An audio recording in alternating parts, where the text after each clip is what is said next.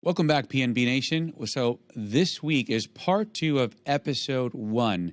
There was so much incredible content with Juan Kingsbury that we had to break it into part 2. So, if you have not listened to part 1, check out the link right above and go back and listen to part 1 so you can get all of this great information that Juan was throwing out. Some of it a bit controversial, but some really great ideas around hiring and development. So if you hit part 1, you're going to love part 2. So let's not wait. Let's jump into Juan Kingsbury's part 2. Hello, and welcome to the PNB Nation, where it is all personal, not business. I'm your host, Mr. Rico, and I will be your guide through all things people and give you in-depth insights, strategies, and the secrets to behavioral dynamics to creating a common language for understanding people in and out of the workplace. So let's get started.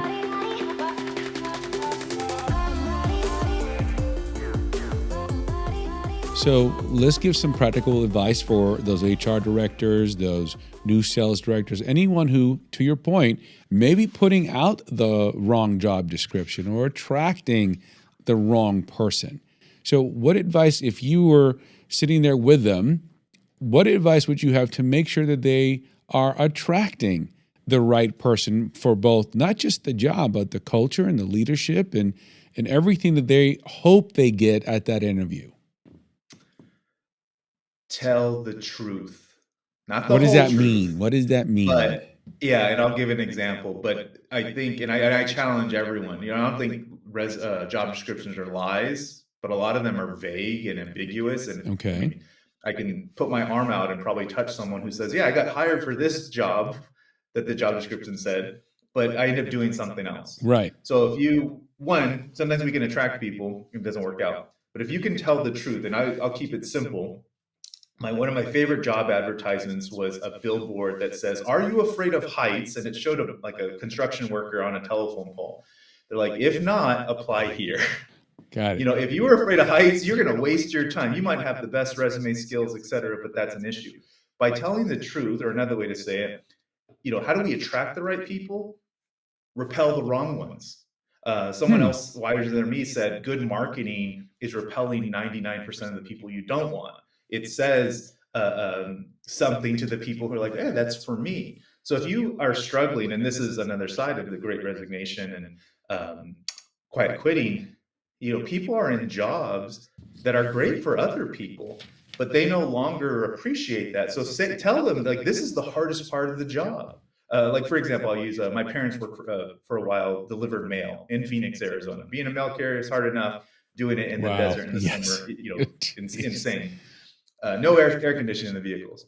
Oh. But no, yeah, not everyone really. I don't think anyone's putting that on their dream board to deliver mail. However, you get the pension, you get reliability, government job, all those pluses.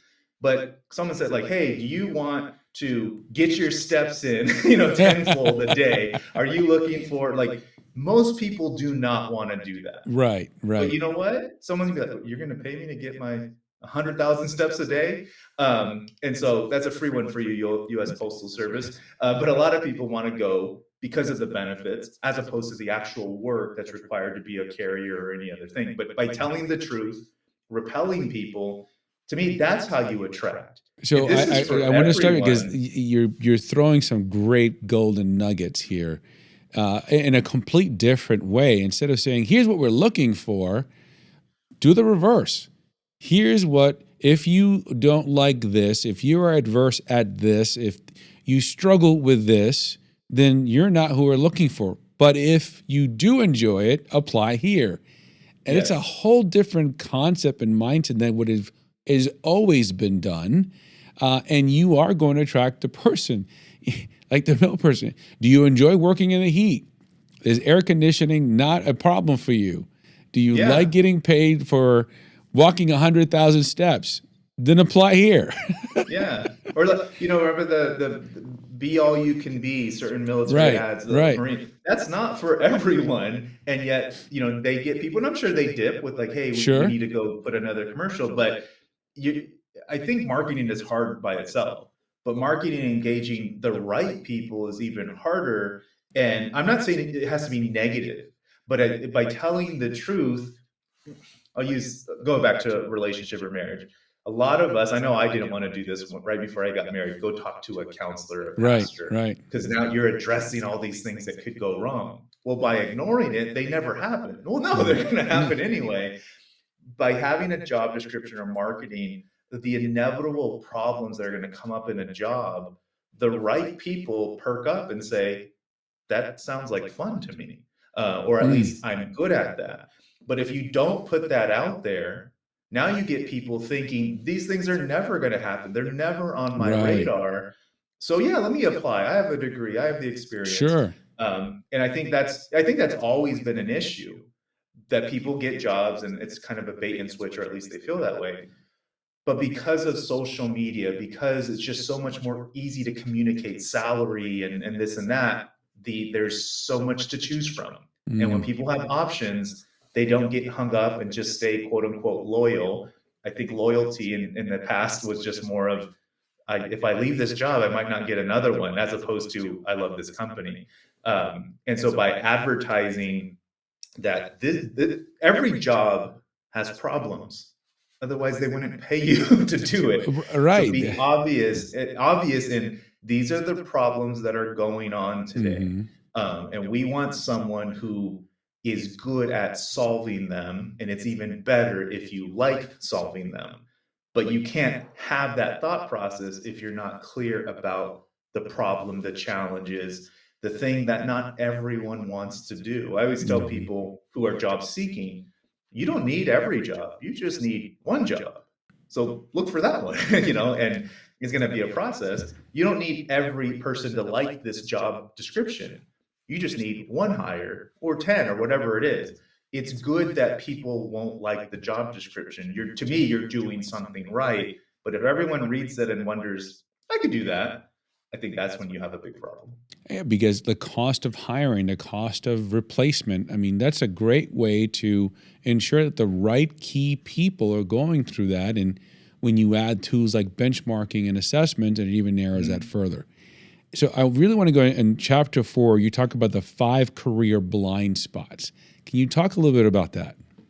Yeah, I was like, "Oh, you asked me a question and I didn't study," but I'm like, "I wrote the book. I know the Exactly. answer." So, and thank you for plugging my book that Sure. It's an I wrote it awesome book. during Everyone, COVID. if you're looking for a job or you're looking to hire, I highly recommend you read Career Blind Spot because it gives you a lot of great insights that you may have not thought of that will not only attract the right people, but make sure you're placing them and working with them so you get the most talent, but also the most outcome of each person.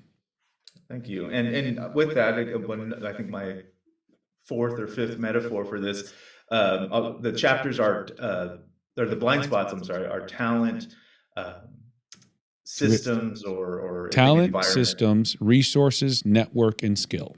Yeah.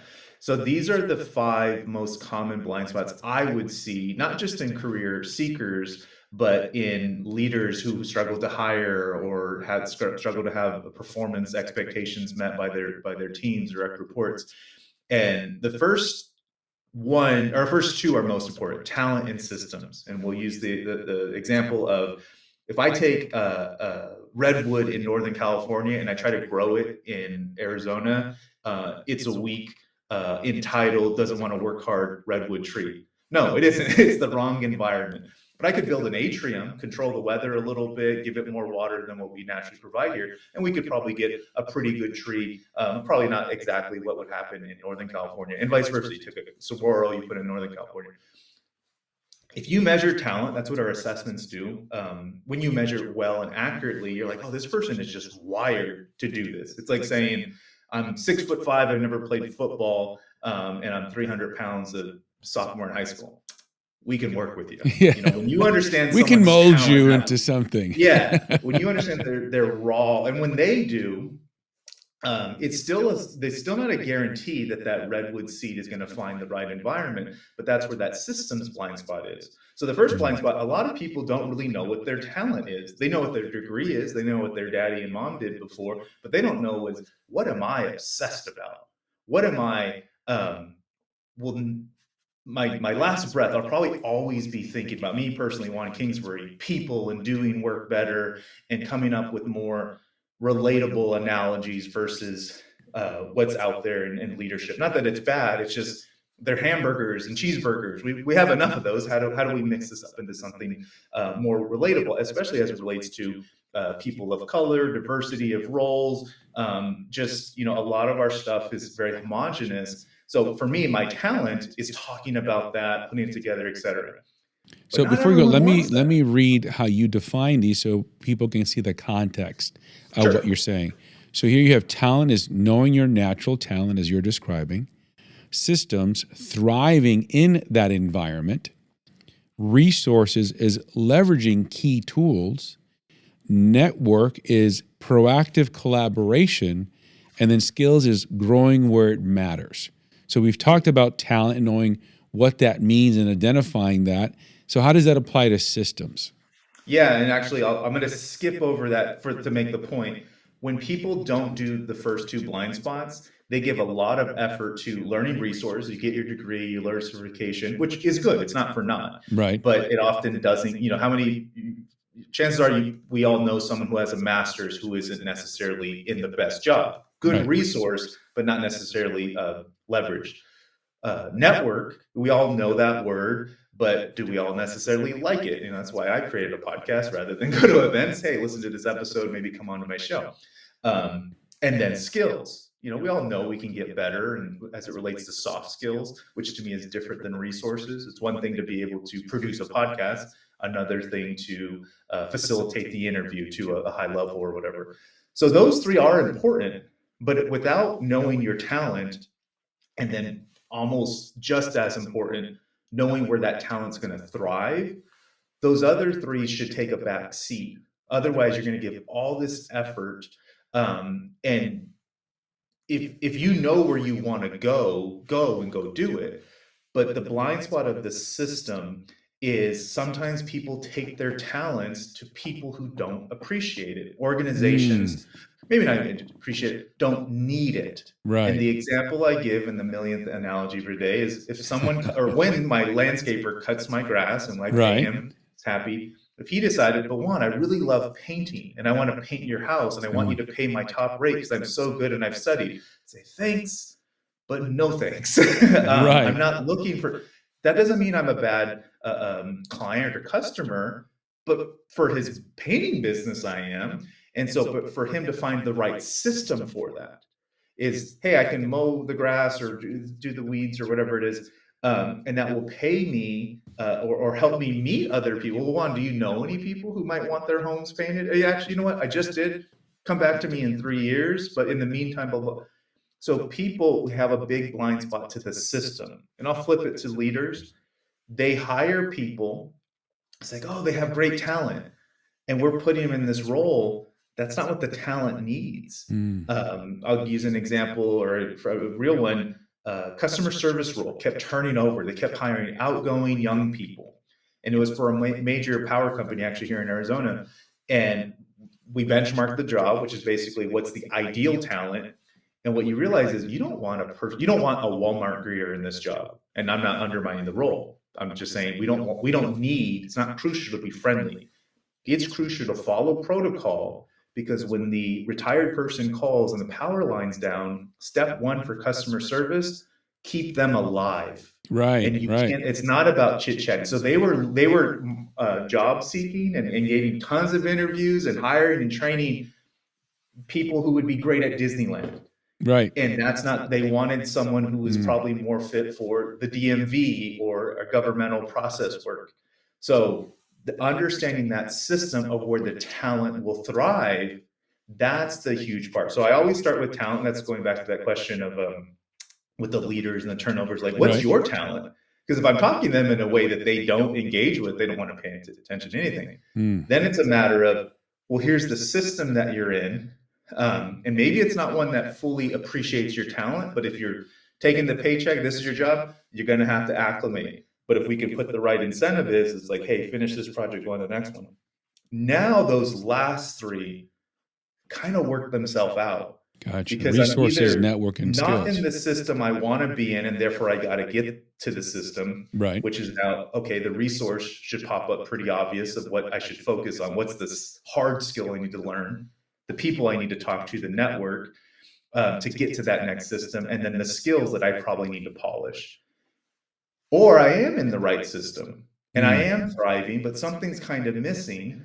Well, it's like, well, maybe I need to put down that one program I'm learning. I got to go pick something else up, because if I'm trying to maximize my talent, it boils down to that. So I'm getting a little convoluted here. Just to bring it back, these are just the 5 that I saw most often. And I want to tie to what you're saying, because if companies just took a moment to look at just these 5 things, what is the talent that this job requires? What system do we have to attract, filter, and train that talent? What are the resources they're going to need to do this job really well?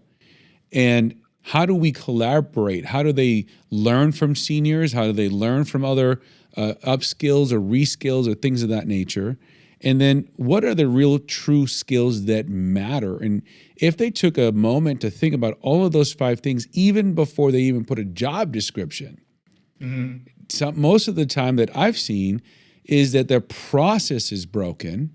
They keep plugging in the right people into a broken process and then blame the people, losing money on both ends, because they haven't really thought about what is our process. And to your point with that call center, the key skill needed is to help a person in duress, someone who is even keel, that they understand, they can think on their feet, they can understand the dynamics as needed. We didn't even realize that was a skill till 20 people later. Yes. So being proactive in that thought. So if you haven't picked up the book, those are some key elements that if you just pay attention to, improves not only who you hire, the productivity of that person, but you now create an environment where people can thrive. And we could go on forever on this. So I have one final question for you, and it's always my curveball question. Hope you're ready. I've known you for a long time, and I know how passionate you are around this subject of the workplace and that balance and leadership and employees. And I've always been interested, and I want my audience to hear is, what is it about this passion that you have? Why is it so personal for you? I'll take that curveball, Rico. Yeah, it's personal because I grew up with parents who worked to provide for their families, not worked for what they really loved doing. Ironically, my mom would have been a professional baseball player if it was up to her. She was good. My dad probably would have been a poet or a carpenter or something, more creative or hands-on. But they didn't do that. They got a job with the post office, and it was a good job in terms of money and benefits. I had the pressure of next generation. I don't realize it sometimes, but I'm a second generation a citizen, or whatever the phrase is. But I was not good at school. I didn't know how to be. And so and I think I read about it in my book, I was like, I've been the toxic employee. I've been the high achiever. And I'm like, none of these are fixed. Someone, and I like to pick on business leader. They always think they're hardworking. I'm like, no, sometimes you suck and procrastinate on things too. We all have seasons to us, but some of us figure it out. And some of us are good at, I'm a redwood, let me go to somewhere rainy. To me, that's the skill to figuring that out. And so what's so passionate to me is, the reason it's so passionate is, like, I've been blessed and lucky, but also just have this natural talent in me to connect dots in a different way. And I realized everyone wants to be a teacher. I know not everyone wants to be a parent, but the idea of a grandparent, of giving wisdom and people visiting you just because, I was like, that's the goal. And I think that's the goal in the workplace, but we're all stuck being teenagers or parents. And I think teenagers, we're kind of the first toxic employees because we think we know everything and we're capable, but we tend to use our skills for evil or selfish reasons. But yeah, that being that person who saw themselves as lazy, being the person who then hit the ground running, and it wasn't in that order. I felt lazy for a really long time. And I can really resonate to a fault of how people feel about the work they do and why they choose it, and how it feels to be a leader, paying rent or a lease on an empty building because no one wants to come to work. And so I understand that the feelings of work, it's not just about money, but it's something I've been connected to. I see that I'm not good at music, not good at most other things, but as it relates to people in the workplace, it's just something I've always been hyper aware of, and felt a little guilty about. I get to do cool work, but Mm. also it's cool work for me. Other people would hate doing what I do. I'm talking too much to people, this, that, and the other. And I'm like, you know what? If I can deconstruct what I'm doing and I can pass this off. I get a little executive coaching to the masses with my book. And ultimately, we're expecting our first kid any day now. Oh, Part of yes. the reason my book is very Congratulations. short. I wrote it for, people who are like me, a puddle jumper, a flight, less than an hour, you should finish. I was like, what are the career advice I want to give my kids, Oh, hopefully. good one. And so I just try to cram that. I could tell them a lot more, but it relates to work. You go job seeking here, you're gonna there's some vulgar gestures in the book with hand signals, because that's how work feels. You say Right. curse words in your head, if not Sure. out loud. But some days it's a fist pump or a fist bump, and it feels different. And I'm like, those aren't fixed. So I wanted to be able to share that because I felt that. I saw my parents go through it. I've managed people going through it. I've been the middle finger guy in the workplace. And it's just something I'll never be done talking about, because I think at the end of the day, most of us, as much as, unless you're a labor worker, the idea of retirement, I think, is very, you should hope you get that. But for the rest of us, I think we all want to work for the rest of our lives, but on things we actually care about with Hmm. people we like, in a way that plays to our strengths. But that's not what people are teaching. That if you know someone like a Rico, then you probably get that. But I was like, how do I get that message out there? And that's where I've made my book about that. But doing work better, to put it shortly, is, so there's a lot of low hanging fruit, not to do work our best. I don't know what that looks like, but better to me seems pretty accessible on a daily basis, and definitely strategically when you invest the time. But yeah, it's just, I never thought I was my own diamond in a rough. Right. And I realized that is everyone's. And I'll say something I think more almost angry, but I was like, I see so many people who know they're diamonds and just point finger at all the other coal. And they just say, work hard, do what I do. It's like, well, you're not telling the full story, man. Like, Right. and we want to hear the scars. We don't want to Right. hear, you want to hear when you were vulnerable. Otherwise, we just think you're Superman and we're the lowly citizen. And we don't know what else to do. So I think leaders have a lot of good advice and wisdom, like a grandparent, but it comes off very lecturing, like an exhausted Hmm. parent.